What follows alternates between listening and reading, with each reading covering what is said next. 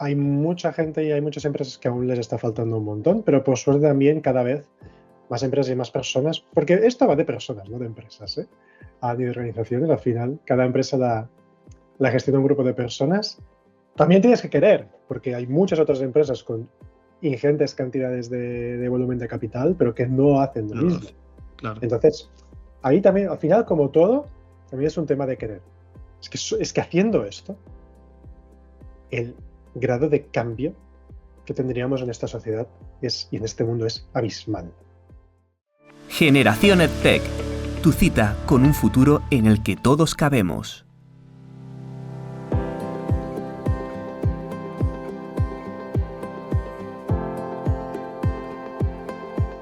La sostenibilidad ha dejado de ser una tendencia pasajera para convertirse en un compromiso esencial en grandes e incluso pequeñas empresas que reflejan su responsabilidad con el medio ambiente y el futuro. En este sentido, la apuesta por la sostenibilidad es una apuesta por nosotros mismos y por el cuidado de nuestro planeta, que se enfrenta al desafío de un cambio climático que camina con una voracidad insaciable por nuestro planeta. IKEA es un claro ejemplo de esta visión, con unos diseños funcionales y accesibles que traen aromas de hogar y respeto con nuestro entorno. Pero para conocer todo sobre esta visión tenemos hoy en Generaciones Tech al responsable de sostenibilidad de IKEA en Cataluña. También al director de Bien Social, un medio de comunicación especializado en proyectos y empresas sostenibles, y además ha participado en las conocidas charlas TEX. Es un placer recibirte en la República Independiente de nuestra Fundación, Guillén. Buenos días, Jesús. Muchas gracias por la invitación. Para comenzar la entrevista, me gustaría saber tu perspectiva general sobre el estado de la sostenibilidad en la actualidad. ¿Cuál crees que es el nivel de concienciación ambiental entre consumidores y empresas actualmente? Bueno, hemos empezado con una pregunta Fuerte. compleja, larga, que vamos a intentar resumir en poco tiempo, ¿no? Iba a decir en 2 Sí, segundos, claro. pero no, en algo más de 2 segundos. A ver, la sostenibilidad. Bueno, temazo, el elefante en la habitación. Bueno, yo creo que finalmente, después de muchos años, ya podemos hablar de que ya realmente podemos hablar de sostenibilidad sin que la gente frunza el ceño y diga, uy, ¿qué es esto, no? O sea, ahora por fin parece que ya hemos llegado a un nivel que tenemos conciencia que esto existe. O sea, conciencia que hay una cierta vinculación entre lo que somos como seres humanos, como organizaciones y lo que afecta a nuestro entorno más, a nivel más social y a nivel más medioambiental. Entonces, podemos decir que ahora, aunque te dé pereza o aunque te motive un montón, la sostenibilidad ya ha llegado como un poco a la vida de, no diría todo el mundo, pero sí muchísima gente, ¿no? Y entonces la población ya es consciente, hablando, yo solo puedo hablar de la visión de lo que es España, que es un poco lo que conozco más, así como un poco lo que es la TAM, ¿no? Pero bueno, hablo de España y en España creo que entre negacionistas, por un lado, y concienciados, ya más o menos todo el mundo entiende que el cambio climático existe, aunque unos no lo quieran como aceptar tanto, pero hablan de ello también, ¿no? Entonces, yo diría que sí, que ya tenemos claro que esto existe, que la sostenibilidad no es una cosa baladí. Ahora lo que nos falta es alinearnos todos un poquito más para remar hacia la misma dirección. Precisamente eso, te quería comentar entonces, ¿crees que ya se está, esto que está pasando del cambio climático, etcétera, ¿no? ¿Crees que ya la sostenibilidad es una prioridad real o sigue viéndose como una opción complementaria, lo que dice, como algo no tan esencial en la empresa? No sigue siendo una prioridad real para mucha gente y para muchas empresas, ¿no? Yo tengo la suerte de trabajar en IKEA y para IKEA no solo es una prioridad, sino que es capital, ¿no? Forma parte del ADN de la empresa y aquí sí que nos lo tomamos realmente en serio.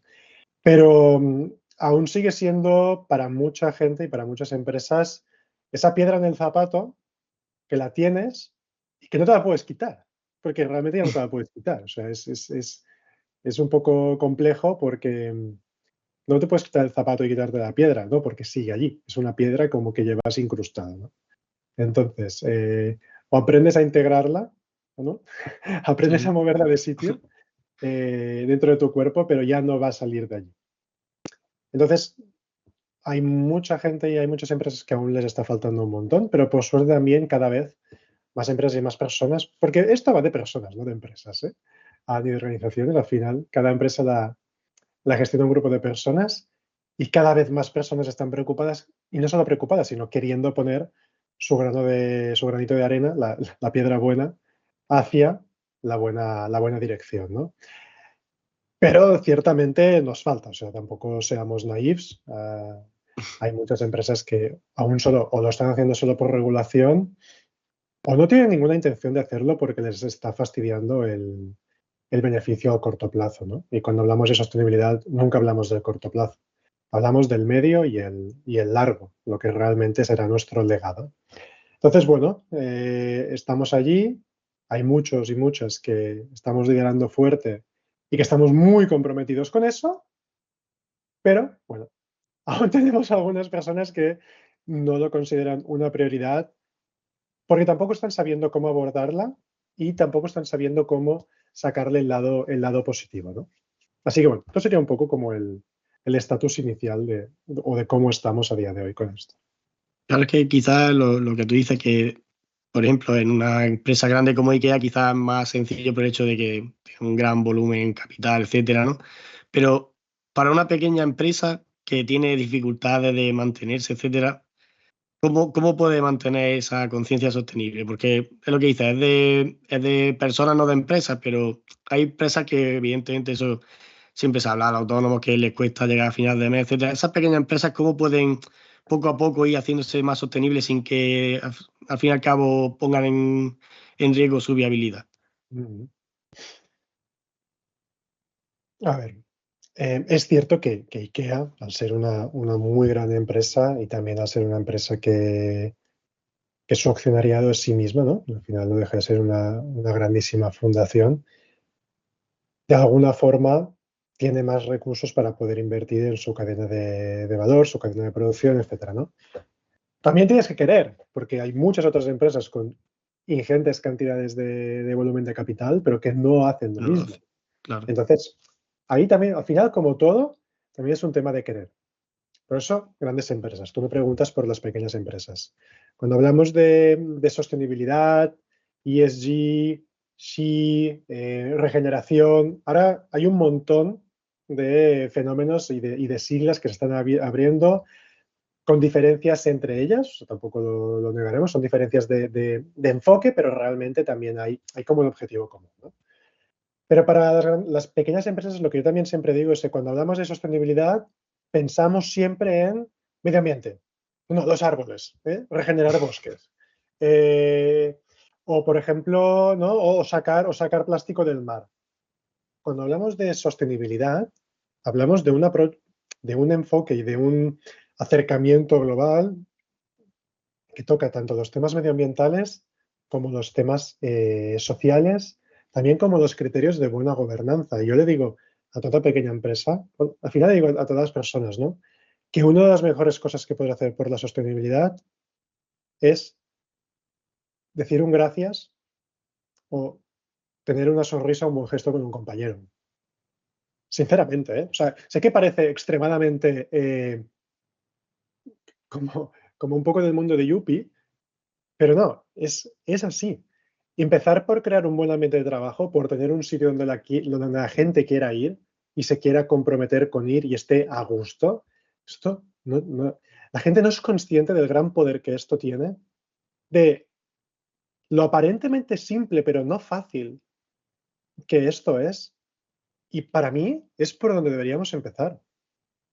Luego, ya hablaremos de las cadenas de valor, pero muchas veces cuando tú tienes una pequeña empresa, pongamos un restaurante, ¿no? O un bar o algo por el estilo, pues tendrás, a veces serás tú solo y a veces tendrás 2, 3, 4 personas, ¿no? O a veces más, bueno, eso es Sí, independiente, depende ¿no? Estamos de... hablando de pequeñas empresas, ¿no? ¿Está tu gente a gusto trabajando? O no. ¿Los tienes explotados? Pues empezamos por esto, ¿eh? Porque eso pasa. Sí, sí. ¿Cómo estás cuidando a tu gente, ¿no? ¿Cómo os estáis cuidando entre vosotros, ¿no? ¿Cómo estáis haciendo toma de decisiones? Un espacio que la gente se sienta segura, donde la gente pueda compartir su opinión, ¿no? Sin miedo. ¿Qué criterios de gobernanza tenéis instaurados allí? Eso que parece tan básico es muy difícil de conseguir. De hecho, hay muy pocos lugares donde esto sea Sí, así, eso es. ¿no? Y a veces es tan sencillo como eso que os acabo de decir, ¿no? Un gracias con un compañero, una sonrisa, un gesto, ¿no? Eh, ostras, empecemos por allí. Y no solo empecemos por allí, es que si tenemos esto hecho, en no mucho tiempo no tendremos ni que hablar de sostenibilidad. Pero cuando tú estás bien en un sitio, automáticamente lo que tú transmites y lo que tú empiezas a crear es que este ambiente de estar bien se expanda a tu alrededor. Entonces, automáticamente ya vas haciendo todo de cambios para ir integrando como esta sostenibilidad, ¿no? Y una empresa pequeña tiene mucha menos capacidad de poder decidir proveedores, de poder tener visión muchas veces al medio o al largo plazo, pero todo el mundo tiene la capacidad y todo el mundo puede crear un buen ambiente de trabajo. Así que solo empezando con esto, es que no es solo, es que haciendo esto, el grado de cambio que tendríamos en esta sociedad y en este mundo es abismal.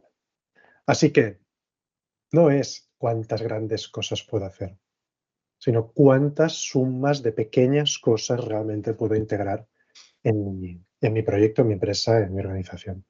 Pero es que, Guillén, alguien que haya entrado a ver este podcast y diga, bueno, sostenibilidad, pues vamos a hablar de lo que tú dices, de reducir costes, de utilizar proveedores, productos eco, etcétera. Y, por ejemplo, ese gran olvidado, esa componente social de la sostenibilidad, ¿por qué crees que no tiene esa visibilidad que tiene otro tipo de aspectos respecto de la sostenibilidad? Por ejemplo, que tú dices de respetar a los trabajadores, de que cumplan sus derechos, de que estén a gusto en el trabajo. ¿Por qué no se le da esa visibilidad a esa parte de la sostenibilidad?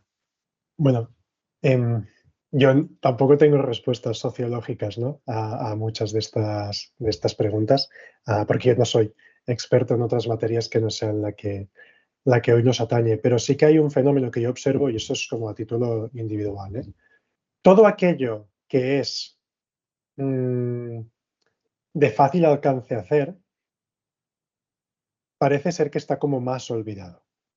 Todo aquello que parece simple, parece que no es como tan atractivo. Es decir, si uno se plantea, "Buah, pues vamos a, yo vivo en Barcelona, ¿no? Y vivo en la costa, pues vamos a limpiar todo el litoral catalán de plástico que tenemos ahí, de microplástico". Estas tareas que a veces parecen como titánicas, ¿no? Y de grandes heroicidades, parecen como, "Buah, sí, sí, esto nos motiva mucho y vamos a por ello", ¿no? A ver, que sí, que la motivación está allí, pero luego realizar estas tareas es eso, ¿no? Titánico y Ah, bastante complejo y requiere de mucho tiempo, muchas horas estar. Y todo aquello que es como tan cercano, parece que no tiene ninguna importancia. Eso es como el viajar, ¿no? A veces, o sea, no, la gente, no, pues me tengo que ir a la otra punta del mundo porque eso es lo más y es donde están las cosas más bonitas y a 20 kilómetros tienes, porque en cualquier lugar de España tú te vas a 20, 30, 40 kilómetros alrededor, tienes unos espacios espectaculares. Pero la gente no piensa en estos espacios de 20, 30 kilómetros, porque eso es lo fácil, es lo fácil. Eso es lo que mentalmente pensamos que es lo fácil, ¿no? El cruzarte sí. medio mundo es como lo no, eso es lo atractivo. Pues en sostenibilidad muchas veces nos pasa lo mismo. Pensamos que estos ultracambios en la cadena de valor, no, eso sí que es lo que tenemos que poner el foco porque eso es como lo épico, ¿no? Pero lo que realmente necesitamos es este cambio de los 20, 30 kilómetros, ¿no? El cercano, el que está en nuestras manos. Y también porque a veces las personas tenemos como esta sensación de a ver cómo lo explico. Mm, Estoy buscando la palabra, ¿eh? Quizá esto lo podemos luego editar para Pedro. Porque estoy buscando la forma como de expresar esto, ¿no? Pero bueno, es un poco esto, lo que tenemos al alcance, muchas veces parece que lo que tenemos al alcance no importa. Y seguramente es donde más impacto vamos a generar. No me quedo con esa frase en plan de los pequeños gestos, lo que tú dices, más cercanos son los que pueden mover grandes cosas. O sea que me parece súper interesante. De hecho, hay un libro que me apasiona, ¿no? Y que llevo un par de años leyéndolo y releyéndolo, que es el libro de los hábitos atómicos. Es un libro que ahora es bastante popular, y en lo que se basa es de no hacer grandes cambios en tu vida, grandes cambios épicos, sino que tu vida cambia con la suma de muchos pequeños cambios de hábitos, lo que le llama el interés compuesto del hábito, ¿no? Cambiar un 1% cada día, a final de año, el cambio compuesto, de alguna forma, es mucho mayor que intentar abordar tareas que de inicio parecen muy difíciles. Pero pequeños cambios uno a uno, día a día, consiguen realmente generar un auténtico cambio en nuestra vida. Pues la sostenibilidad, sí que hay cosas que se requieren de una inversión y a veces son sistémicas y una empresa pequeña no las podrá abordar. Pero hay muchas pequeñas cosas que se pueden hacer en nuestro día a día que con el paso del tiempo generan cambios extremadamente grandes que aún no somos conscientes. Claro, es que, por ejemplo, sé que tienes el bien social, que es un medio de comunicación, y sabes comunicar y trasladar la importancia de la sostenibilidad, ¿no? Pero una empresa que, ¿cómo se podría llegar a esa pequeña empresa de forma que pueda saber, pueda interpretar lo que tú estás comentando? En plan de que no tengan que recurrir a alguien específico, sino de qué forma, de concienciación social podría promover esos cambios. Mm. Porque claro, también, por ejemplo, hay mucho tema de información de más, información fake. ¿Cómo en esta maraña de información hay negacionistas, lo que tú dices? ¿Cómo pueden alguien tener un contenido fiable y decir, vale, esto es lo que está sucediendo y realmente es un problema para nuestro planeta y hay que poner freno? A ver, otro fenómeno, que es lo que comentas tú, que es esta infoxicación, ¿no? Y a día de hoy socialmente tenemos una falta de referentes de los que nos podamos fiar. O parece que hay esta crisis de la confianza, ¿no? Especialmente con muchos medios. ¿Cómo poder hacer una buena tría? Yo creo que también una cosa muy importante es no creerse a nadie de inicio, ¿vale? No por nada, sino porque creo que en la vida lo importante es que tú experimentes las cosas, ¿no? Es decir, intenta crear tu propia opinión. Es decir, recopila información y hay muchas fuentes, ¿vale? Yo, por ejemplo, yo puedo decir, bueno, pues si tú o si me sigues a mí en redes, o si sigues un poco mis newsletters, o lo que yo he hecho en el bien social durante muchos años, yo te podría decir, yo toda esa información que he compartido la he verificado cuanto he podido, siempre se me habrá colado alguna cosa, pero tienes que ver como los macros, ¿no? de la información. Por ejemplo, mucha gente que ahora niega el cambio climático, ¿no? Bueno, pero cuando tú ves los macros, cuando tú ves los fenómenos por los que estamos pasando, cuando tú ves los cambios año a año, o sea, yo te podría decir, no, negacionista del cambio climático. Bueno, pero si tú observas cómo eran las estaciones hace unos cuantos años, pongamos de 10 años para atrás, había un cierto componente más o menos cíclico que se repetía año a año. En los últimos 10 años hay componentes estacionales que han ido evolucionando, ¿vale? Entonces, tú niégame la crisis climática o lo que sea, pero observa lo que pasa a tu alrededor. Hay 4 estaciones a día de hoy en este planeta. Bueno, no voy a decir en este planeta, voy a decir en lo que tú percibes, que es, digamos, España. ¿Hay 4 estaciones como había antes? No las hay. Hay una estación muy larga, que es este verano largo, este calor muy largo, un otoño y una primavera cortas, en general, y un invierno que es un poco menos largo que antes, pero que quizá hace más frío y a veces pega más lluvias. O sea, algo ha cambiado. Quizá tú no quieres decir que esto es un efecto de la humanidad o lo que sea, pero algo está cambiando. Entonces, tú lo que tienes que aprender a observar el entorno y adaptarte a este entorno. Pues un poco lo mismo con la información. De esa información que tú estás recibiendo, a ver, ¿qué hay de todo esto? Más para tu día a día. Hay mucha información que no sirve para el día a día y que también teníamos un poco que descartarlo, ¿no? Pero para tu empresa, para tu organización. De todo esto que yo estoy leyendo, aplico un poco de sentido común. No me pongo como un loco a replicar como un loro, sino aplico sentido común.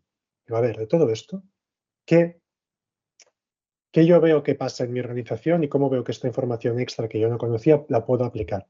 Y a veces también es probar un poco, ¿eh? Porque a veces tampoco sabes cómo va a actuar. Pero yo sobre todo diría esto, usar un poco más la cabeza.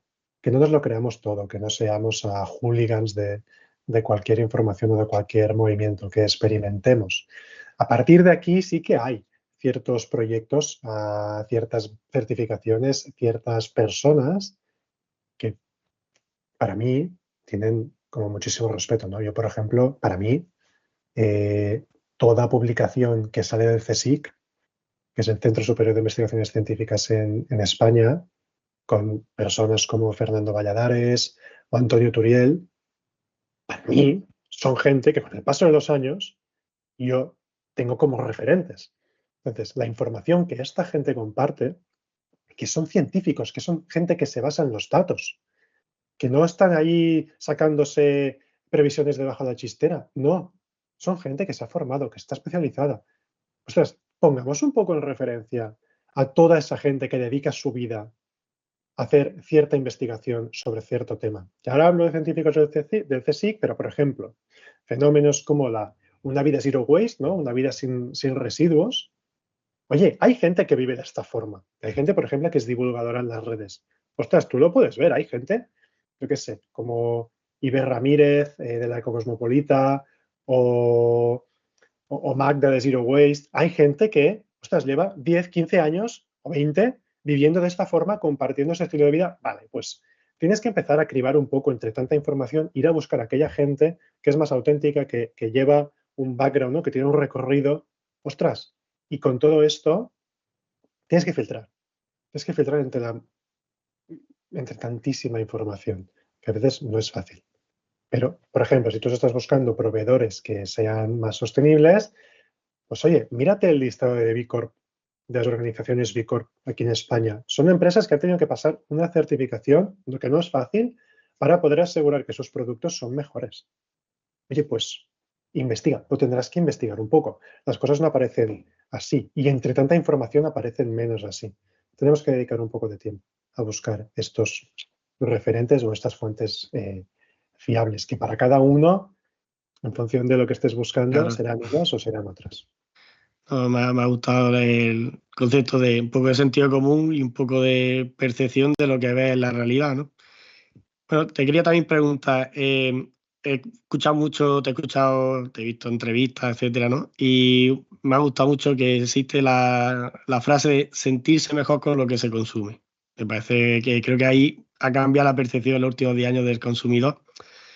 Pero todavía creemos que, por ejemplo, hay gente que utiliza una marca porque utiliza ciertos materiales que no son dañinos al medio ambiente, etcétera, pero parece que no acaban de ser del todo asequibles. Que, por ejemplo, eso, y que así lo consigue, pero ¿por qué da la sensación de que ser sostenible es caro?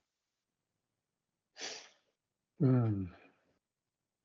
Luego haremos una incisión. Quiero hacer una incisión también sobre el consumo, que es un elemento que llevo tiempo también reflexionando, pero voy a responder primero Sí, a tu pregunta. La sostenibilidad es cara porque sigue siendo la opción cara porque aún no es escalable, ¿vale? Entonces, la gran ventaja que tiene IKEA es al tener un altísimo nivel de escalabilidad, porque nosotros, al ser una multinacional y realmente una de las grandes del mundo, lo que hemos conseguido es que, claro, tú puedes producir no 10 unidades de un producto, sino 10 millones. Cuando tienes economías de escala, automáticamente los costes bajan por un tema sí, de claro. producción a volumen. O sea, eso al final, eso es una de las ventajas de ser una gran empresa, que te permite hacer esto. Cuando tú tienes empresas más pequeñas, con producciones más pequeñas, automáticamente los costes se disparan. ¿Qué pasa? Que mucha de la gente que está apostando por la sostenibilidad también han tenido que ser los pioneros en estas nuevas formas de producir. Nuevas formas de producir que son a menor escala, por tanto tienen costes más elevados, por tanto el producto final y el coste del producto final será más elevado. Entonces, con eso surgen varios problemas, ¿no? Uno de ellos es, claro, precio más alto, no nos engañemos, menos atractivo para las personas. ¿Por qué? Pues porque si estamos muy concienciados, tomaremos cierto tipo de decisiones donde el factor precio tendrá menor influencia. Pero no nos engañemos. La sostenibilidad por sí sola no vende, yo eso siempre lo digo. No pretendas que teniendo un producto que puede ser un 10, un 15, un 20% más caro, que un producto que no es lo mismo, porque al final los procesos hacen que tu producto, ¿no? Pues si es de algodón orgánico o ha sido producido por empresas donde se respetan los derechos humanos, eso tiene un valor. Lo que pasa es que el ser humano, el tema del precio, lo tiene como muy... Es un tema muy biológico, es un tema muy de supervivencia. Si es más barato, puedo tener más recursos para o ahorrar o para otra cosa que satisfaga otra de mis necesidades. Entonces, hay como vivimos en una sociedad occidental, ¿eh? Que, bueno, tiene muchos temas, entonces no soy sociólogo y por tanto no me voy a meter en muchas movidas, pero sí que hay un tema que es este. O sea, el precio bajo, ¿no? Poder conseguir cosas a un precio menor es como a nivel, ya no sé si es de dopamina o casi de supervivencia o lo que sea, que lo cogemos, ¿no? Y entonces cuesta mucho más tener clientes que sean más conscientes, ¿no? Que sean más conscientes y que valoren realmente el pagar más por tener un producto que a nivel de funcionalidad es el mismo, producido aquí en España de forma ética. Hablo a nivel de funcionalidad, ¿eh? Una camiseta.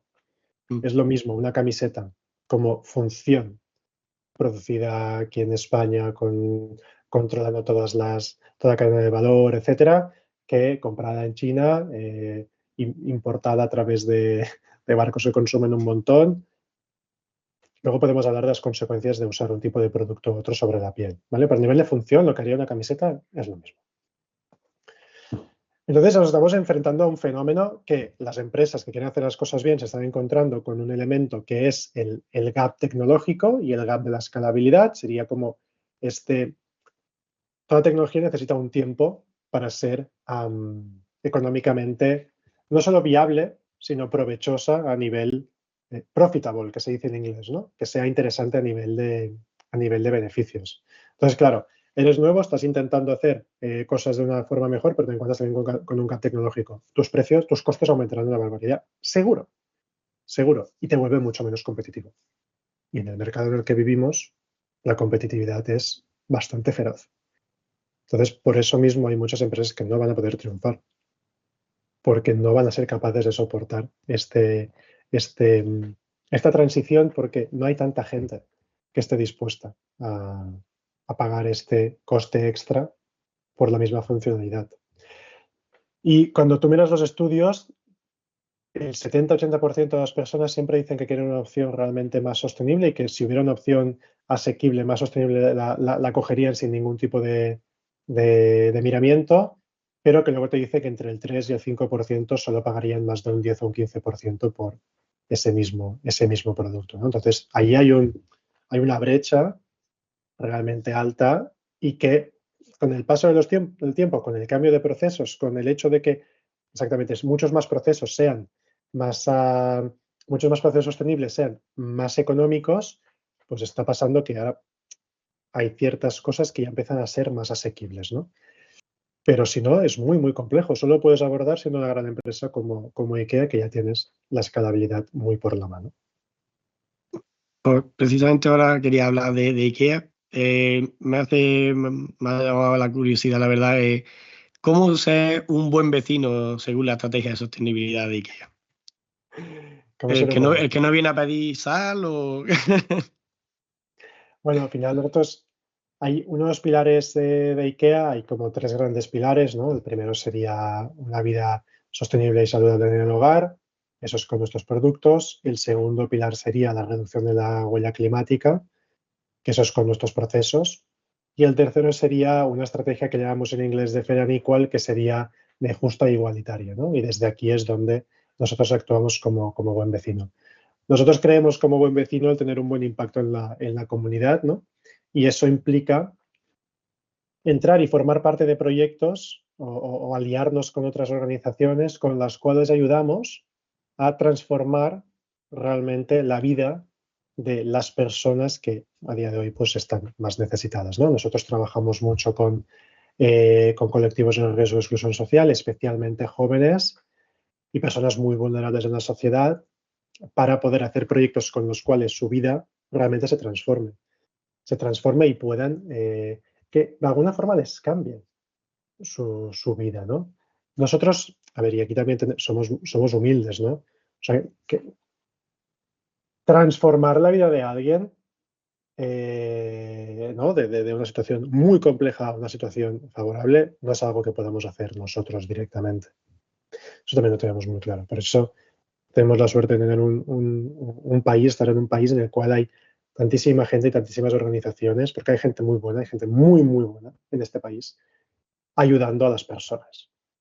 Entonces, y a esa gente se le tiene que apoyar para poder ayudar a más personas cada día, ¿no? Y nosotros creemos mucho en esto, ¿no? En el trabajar de la mano con estas organizaciones para poder aportar nuestro grano de arena en transformar esas vidas, aunque sabemos que nosotros solo entramos en una parte, ¿no? En muchos casos lo que nosotros nos dedicamos es a, pues, que es nuestro propósito, que es crear mejores hogares para las personas, ¿no? Entonces, muchas veces esto es lo que hacemos, proveer mejores hogares porque sabemos que el hogar un buen hogar tiene un gran impacto en la salud mental y física de las personas. Entonces, eso es un poco para nosotros lo que significa ser un buen vecino. También, por ejemplo, en España tenemos el Plan Allen, que ahora ha sido un plan de desde 2022 hasta el final de 2024, un plan en el cual IKEA en España ha aportado 10 millones de euros a distintas causas sociales y medioambientales, ¿no? Como puede ser la restauración del Doñana, el impulso de los emprendedores sociales, el impulso también de las mujeres emprendedoras en el mundo rural o el fomento de la economía circular en España, ¿no? Que son elementos de, ostras, cómo una empresa puede también contribuir al desarrollo social y ambiental de un país que ese proyecto no lo he llevado yo, lo han llevado mis compañeros en Madrid, pero que me parece un proyecto espectacular, ¿no? Y del que muchas empresas podrían aprender. Pero al fin y al cabo el planeta es nuestro hogar también de todos, ¿no? Sí, sí. Sí, sí, queda así. Esa es la no es el hogar que siempre lo tenemos asociado a casa, sofá, pero es que nuestro hogar es el planeta también. Es que es tal cual, es que no nos podemos olvidar. O sea, yo digo que hay como 3 casas, ¿no? Hay una primera casa que es nuestro cuerpo, mente, es la primera casa, ¿no? Que es lo que tenemos que cuidar, que también, bueno, es otro temazo, pero bueno, es como la primera. La segunda es esa casa un poco más física, las 4 paredes que nos protegen, ¿no? Y la tercera casa es el entorno, ¿no? Este planeta. Es que nos olvidamos, pero somos parte de este planeta, no somos un ente aislado del planeta que está aquí. O sea, nosotros, aunque nos olvidemos y aunque llevemos ropa chula y tal, cuando muramos, nos vamos a tierra otra vez, ¿eh? Sí. ¿No? Polvo eres y en polvo te convertirás. Esa frase es que es así. Es que somos un elemento orgánico de este planeta, ¿eh? No somos una cosa que ha venido de otro sitio. Entonces, muchas veces nos olvidamos que estamos conectados con la naturaleza, aunque nos hayamos olvidado. Si alguien no se acuerda, somos 70% agua. Es decir, intenta no beber agua, vas a flipar con lo que le pasa a tu cuerpo, ¿no? Bueno, se va a consumir. Entonces, bueno, tenemos que reconectar, ¿eh? Nosotros como seres humanos con eso lo que somos, 100%. Hay otra cosa que te quería preguntar porque escuché una entrevista tuya y me llamó mucho la atención de que en IKEA, desde que se crea un producto, no sale al mercado hasta los 3 años. ¿Qué pasa en ese proceso? O sea, quiero saberlo. Me corroe la curiosidad. En IKEA somos muchísima gente, ¿vale? Somos más de 200.000 personas trabajando en muchos lugares del mundo. Y por tanto, yo puedo dar un poquito sobre lo que es el proceso de diseño en IKEA, pero evidentemente no estoy en los equipos de diseño, por tanto no puedo explicar mucha cosa, pero porque tampoco la conozco yo directamente, ¿no? Pero bueno, sí que es verdad que IKEA tiene un acercamiento cuando crea un producto que se llama el diseño democrático, ¿vale? Ahora voy a intentar replicar las 5 patas del diseño democrático, siempre me dejo algunas, así que voy a intentar hacerlo bien, pero que son función, ¿no? Bueno, eso, qué función va a tener ese producto, qué utilidad, su forma, su calidad, un precio bajo, porque IKEA, no nos olvidemos, es una empresa que es de affordability, que se llama en inglés, que es de que sea accesible a la mayoría de las personas, y por último, sostenibilidad. Me encanta porque lo he dicho bien y casi siempre me dejo uno, ¿vale? Pero hoy lo he dicho bien. Vale, eso es el diseño democrático. Entonces, cuando un producto se empieza a diseñar, tiene que tener en cuenta estos cinco elementos que acabo de compartir, ¿vale? ¿Qué pasa? Que claro, desde que tú empiezas a analizar cuáles son las necesidades del hogar, especialmente cuando empiezas a diseñar, haces con tendencias, ¿no? O sea, hay tendencias que son inamovibles, pero hay tendencias que van apareciendo, ¿no? Con el tiempo. Entonces, pues tú tienes que empezar bueno, pues a diseñar pensando en estas cinco características y los informes que tú tienes. A partir de aquí, pues aprobaciones de diseño, planteamiento de cuándo se tiene que lanzar, producción, etcétera. Es que literalmente de un producto se diseña hasta que llega a las estanterías de una tienda, pueden llegar a pasar hasta 3 años. Hasta 3 años. Y otra No cosa, todos, pero hay muchos productos que sí que pasan por este proceso. Al final también estudios de calidad, análisis, test, producción, estudios de producción, improvements, mejoras en la producción, todo esto requiere tiempo.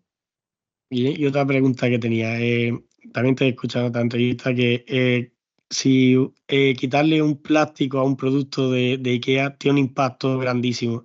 ¿Cómo se mide ese impacto a nivel de sostenibilidad?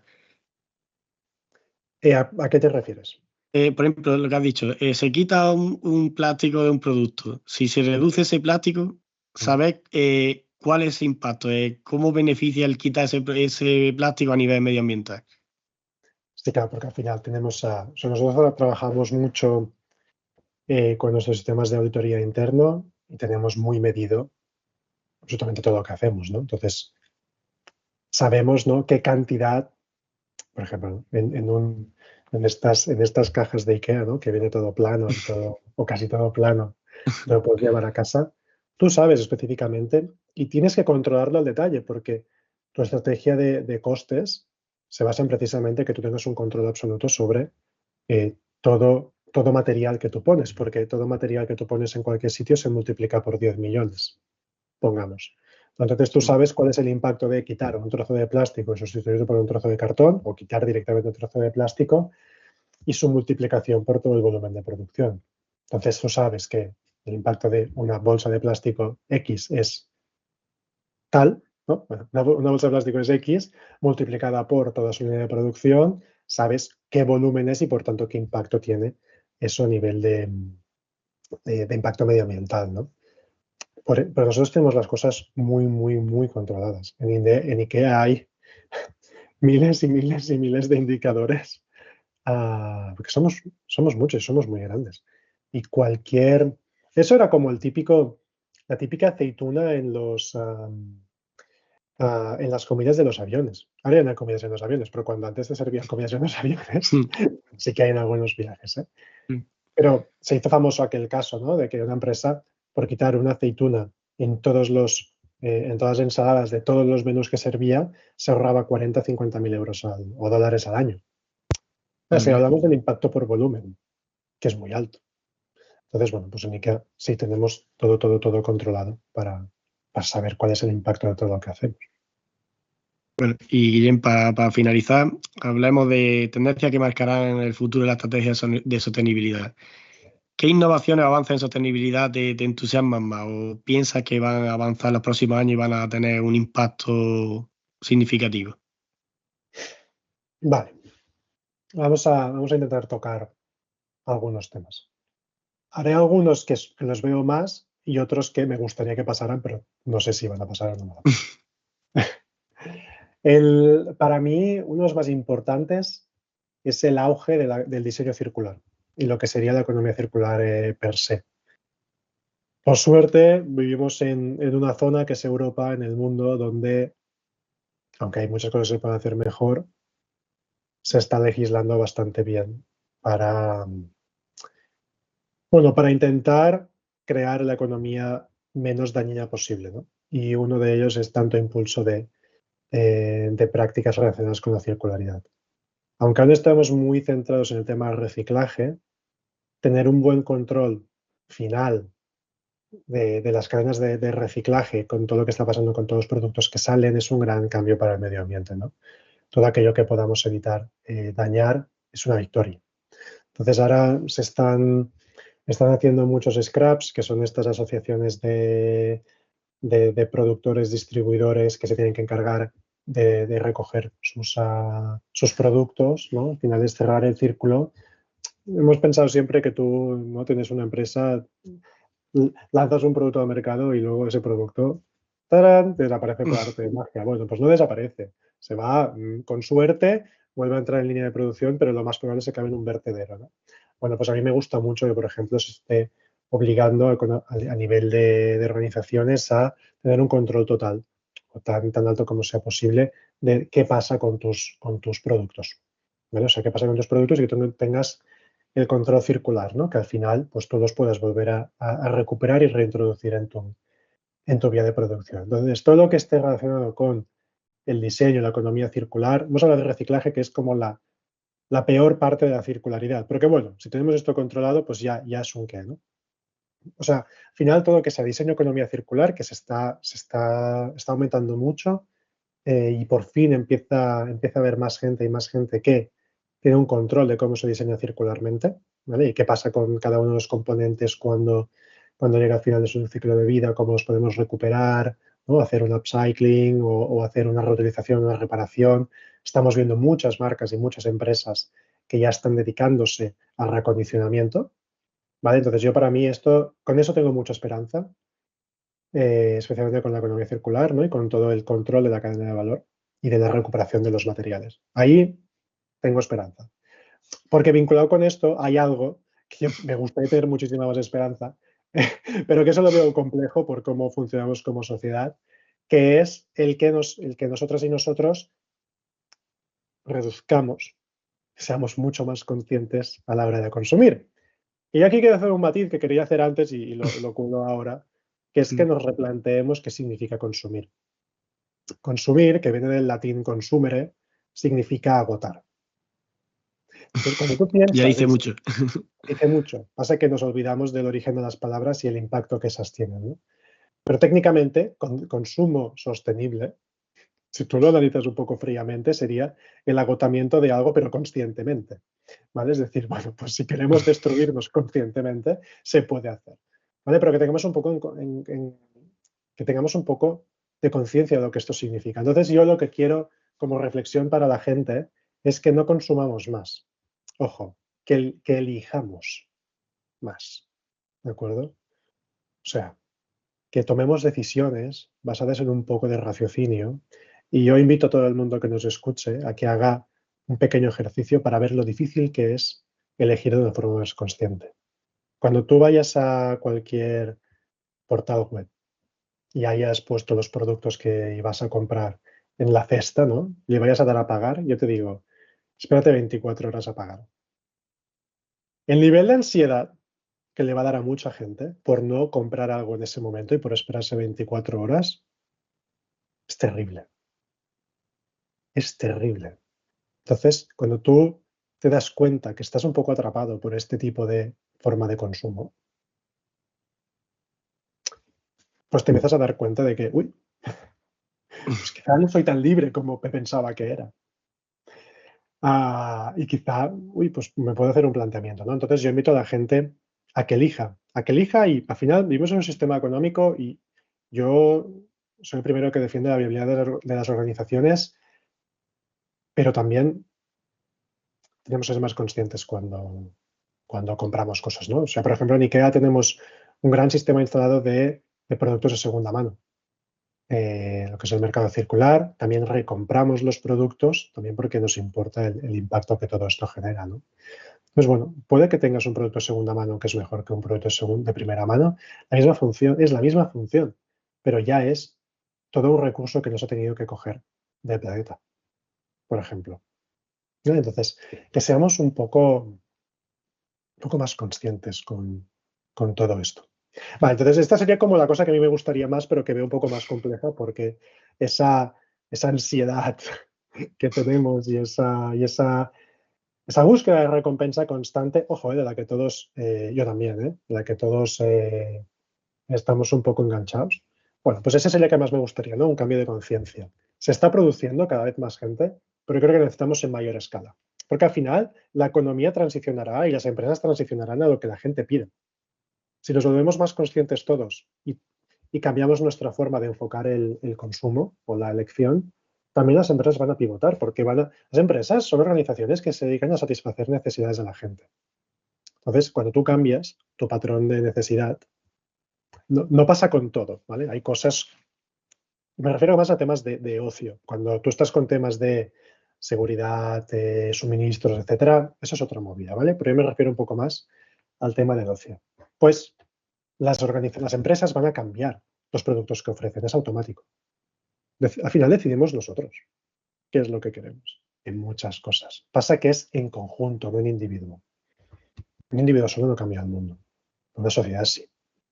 Entonces, bueno, esta sería como la segunda pata que a mí me gustaría, pero que la veo más compleja. Entonces, bueno, si cambia la economía circular y cambian estos procesos y usamos muchos menos recursos, ya es un gran cambio. ¿Qué más veo? Bueno, veo también con muy buenos ojos todo el tema de regulación no financiera que viene por parte de la Unión Europea. Yo tengo mucha confianza y mucha esperanza de esto, porque va a obligar a que las empresas se pongan las pilas a nivel de impacto social, impacto medioambiental y buen gobierno, que es lo que hablábamos al principio, ¿no? Cómo cuidamos a nuestra gente. Ahí tengo muchas esperanzas y también yo soy un defensor de la innovación tecnológica. Yo creo que España, como país, por ejemplo, tiene una grandísima oportunidad. Otra vez que ya la tuvimos, ¿eh? Ya la tuvimos y, bueno, no me voy a meter mucho en cómo se perdió, pero en el tema de las energías renovables. Hay un ultra potencial allí. Ultra potencial. Porque si arreglamos el tema de la energía, arreglamos muchos problemas a nivel de sociedad y de organizaciones y de países, ¿no? Que eso, bueno, ahí también me gustan ciertos approach de poscrecimiento, ¿no? De en qué estamos usando tantísima energía en tantas cosas, ¿no? También tenemos que cambiar como sociedad. Pero bueno, las energías renovables para mí son uno de los grandes cambios en los años venideros, porque impactarán a muchos niveles. Entonces, bueno, ¿sabes? Yo no soy el oráculo, ¿eh? Ni tengo las respuestas, sino pues me ficharían en otros sitios seguramente. Pero bueno, son tendencias que yo voy viendo, algunas me gustarían más, otras voy viendo que van a ocurrir, pero también necesitamos que la gente entienda que estos cambios no se producen en un día. Instagram sí se abre en un segundo. ¿Sí? Y los scrolls infinitos pasan al momento, pero los cambios sociales heavies, los importantes, no pasan en 2 segundos en un vídeo de TikTok. Muchas veces tardan muchos años. Entonces, ahí también tenemos que ser un poco más pacientes, una cosa que hemos perdido mucho como sociedad, pero yo soy muy optimista. Ojo, y no soy naif, que veo los problemas, que no los veo, pero también veo las soluciones. Entonces, veo la balanza y yo tengo mucha esperanza con todo lo que está. Con toda la gente que ya trabaja haciendo cosas preciosas, yo aconsejaría dejar de consumir tanto medio tradicional, porque eso sí que es consumir, y abrirnos a otras fuentes de información que también nos muestren todo ese lado que también existe y que es bueno de la sociedad. Bueno, eso ya, para cada uno se eche, que decida lo que quiera hacer. ¿Vale? Pero esto para mí sería un poco. Bueno, pues con este mensaje esperanzador nos cerramos la entrevista. Guillem Bargallón, muchísimas gracias por estar en Generaciones Tech y ha sido un placer tenerte con nosotros. Pues muchas gracias. Y muchas gracias, Jesús, por invitarme. Y sí, de verdad, yo a la gente le digo, tened fe. Eso no va de religiones, ¿no? Pero vale también de percepción de la realidad. Hay esperanza. Si tú ves a tu alrededor, en general ves muchas más cosas buenas que malas. Y yo sí que animo a la gente a que se siga comprometiendo, a que siga creyendo en este mundo mejor y a que siga creándolo.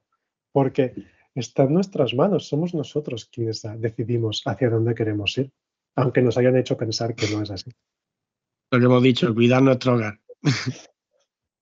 Pues Exacto. un saludo, Guillén. Pues muchas gracias a todos. Adiós.